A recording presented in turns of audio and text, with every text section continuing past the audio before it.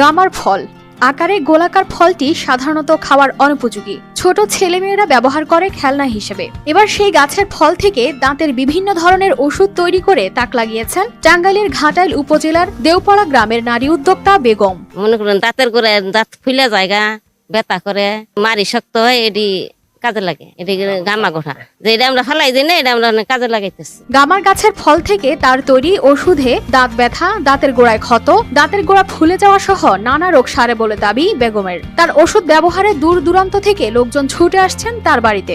গামার গোড়া দিয়া ওষুধ তৈরি হইতেছে, ওষুধ বানানো হইতেছে, অনেকেই নিয়ে হুগার পাইছে, আরো অনেকেই নিতেছে। ধরেন দাঁতের ব্যথা থাকলে ভালো হয়, দাঁতের মধ্যে ঘাও পচরা থাকলে ভালো হয়, দাঁতের গোড়া শক্ত হয়। ওয়ালটন ফ্রিজ কিনে অনেকের মতো আপনিও হয়ে যেতে পারেন মিলেনিয়াল। সেরা পণ্যের সেরা অফার। যদি কেউ লাগে তাহলে কেউ নিয়ে যায়। রাস্তার পাশে ও বাড়ির আঙ্গিনায়